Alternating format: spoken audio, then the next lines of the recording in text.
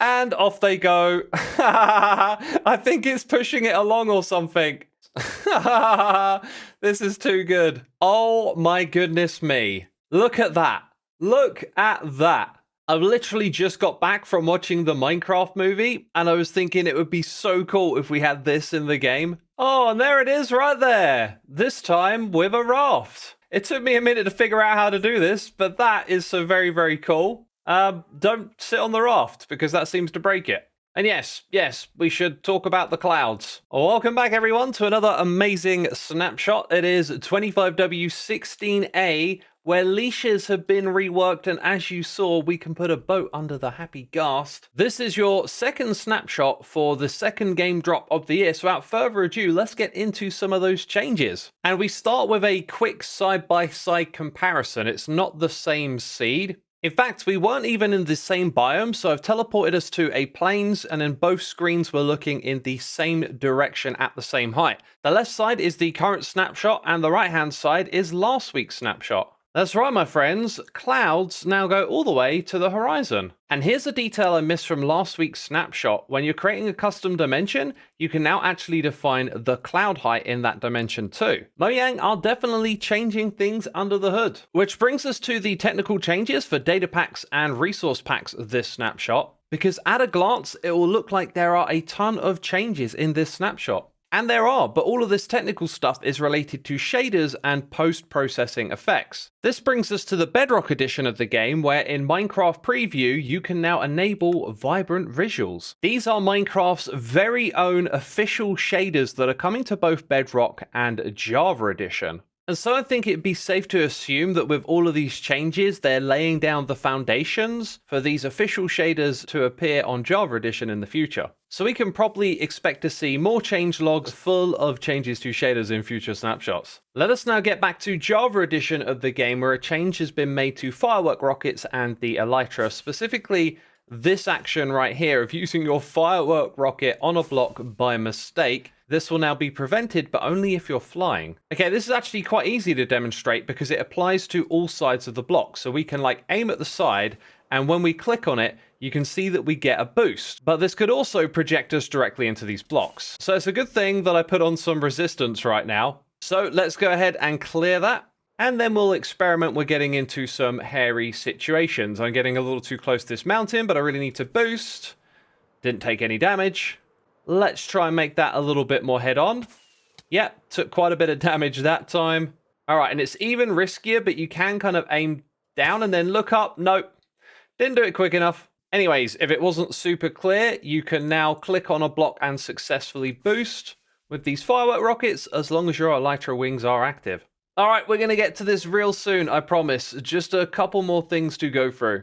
One of these relates to my previous video where I did more investigation into Happy Ghasts and how waypoints work as well. So if you want a deep dive on that, be sure to check out that video from last week. I had an interesting question regarding the player locator bar. So I've gone and added this ghast to the locator bar, which you can learn about if you go watch that video from last week. A question from the comments of that video asked how the horse's jump meter would interact with the player locator bar. Well, let's go ahead and try to jump. You can see that it displays over it and it removes itself pretty quickly after the jump. And I reckon that's probably about the best way that you could implement that. We also learned that Happy Ghasts would freak out if you leash them to a fence post, which has actually now been fixed in this snapshot. Along with Happy Ghasts making footstep sounds when they get too close to the blocks that they roam around. You would also hear the place block sound for the dried ghast when its hydration state would change, and that's been fixed. Along with being accidentally kicked from a server when you're flying on a Happy Ghast. And ghastling sounds could be heard from really far away. That's been limited, so you need to be near them to hear them. And our ugly, cute little dry ghasts would always generate facing north in the nether. They can now generate facing any direction. And lastly, for our bug fixes, harnesses were not correctly sorted in the creative inventory.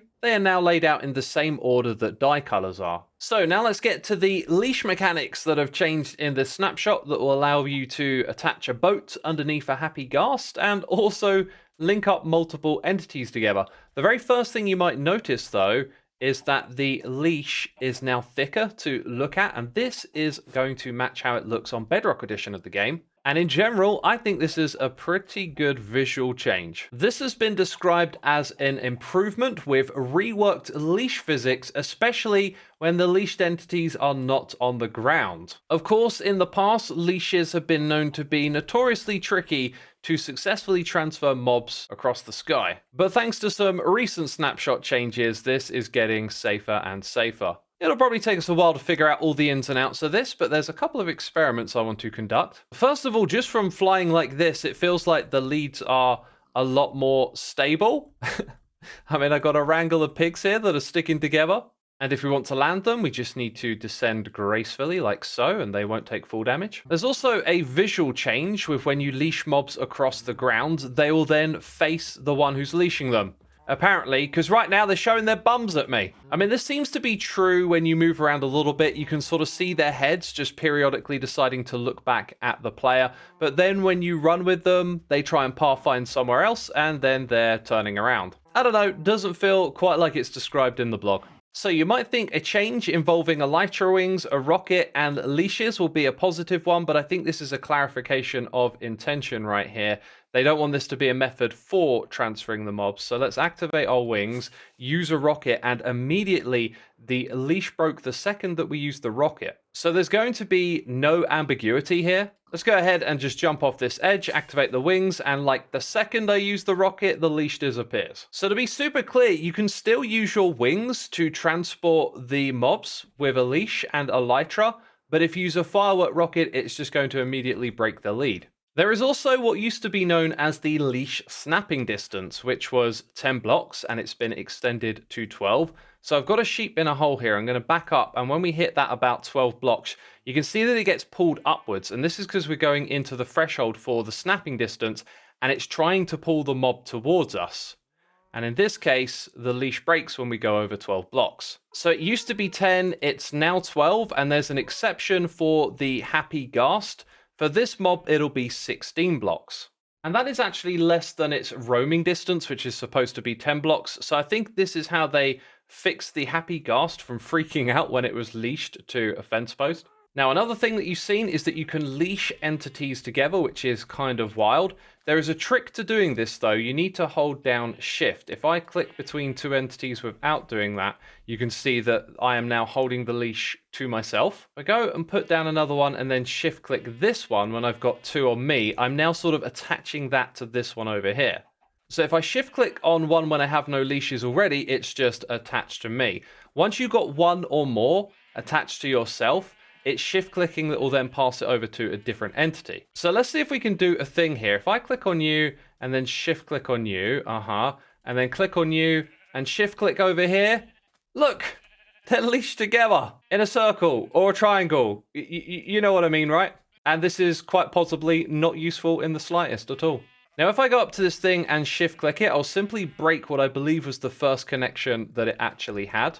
And then if I go and shift-click one that it's already attached to, well, they attach to each other directly. All right, now we need to bring in the shears. And sheep might have been the wrong choice here, but if I right-click on them, you can see that the leashes get removed from that entity. All right, so if I click on the middle one, both leashes will get removed. If I click on this one, it's just the one between the two. As you know, we can use fence posts to leash entities as well. This still works the same way.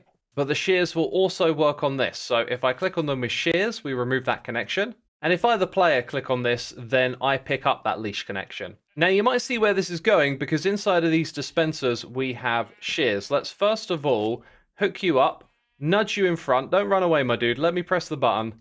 And bam, you have been de-leashed. All right, and the other experiment to conduct here is to just see if that works on the fence post as well. And it does, it does.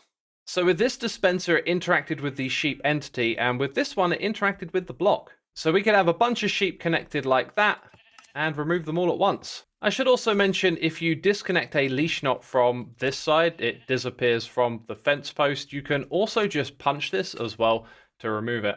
Okay, and then there's multiplayer, because you can't steal leashed entities from other players. I'm right-clicking, nothing's happening, shift right-click. However, you can use shears. And this, to me, that feels like stealing. All right, let's now find out how this works. If you have a player in the boat, though, it can't get off the ground. Look, I can't go any higher than this. All right, I've got a feeling that this might break. Oh, it broke. It broke. Sorry, buddy, you've been left behind. Seriously, though, it feels really weird that this wouldn't work when another player is in it. Let's pop in, and yeah, it breaks. Okay, how do we do this? That's what we want to know. Well, first of all, you need a boat. You want to right-click on it. Then you want to go shift-right-click on the Happy Ghast. And, well, that's it, basically. Hey, wait a minute. That thing just took off from the ground. Let me lure you up here. Oh, so it's different. It's different if there's a sheep in the boat. And look at this, the sheep is bringing his friends along for the ride. This is ridiculous. Okay, I want to bring in another ghast because sometimes it's not as simple as I just showed you. If you click this thing first and then shift click on the boat, it's only got one lead attached to it. So if you end up in this scenario, you then need to shift click on the boat and shift click on the ghast again. So depending on what way around you do it, you either click it once or twice. And we've also learned it works on a Happy Ghast that doesn't have a harness. Now what I think is cool about this is you could have a chest boat with some storage capacity. You could also put a llama into the boat as well. And llamas can have chests on them. But here's another thing. Some mobs are too big to get in the boats, right? Well, it turns out with a little bit of double leashing, you can leash a mob to the Happy Ghast to move it around your world. And off they go. I think it's pushing it along or something. Oh, that's funny. Oh, this is truly a beautiful thing. Look, I'm transporting the camel, the sniffer, the donkey, the horse. This is too good. Oh, this is the perfect place to end the snapshot. What a weird sight this is. Please do subscribe to the channel if you want more snapshot coverage like this. And later today, I'm going to be streaming on Twitch. I'll do some Hermitcraft. I'm also going to mess around in this snapshot with leashing things to the Happy Ghast. So come join me over on Twitch. You can find a link in the description box below. While you're down there, leave a like to support the video. Thanks for watching, and I'll see you soon with another. Bye-bye.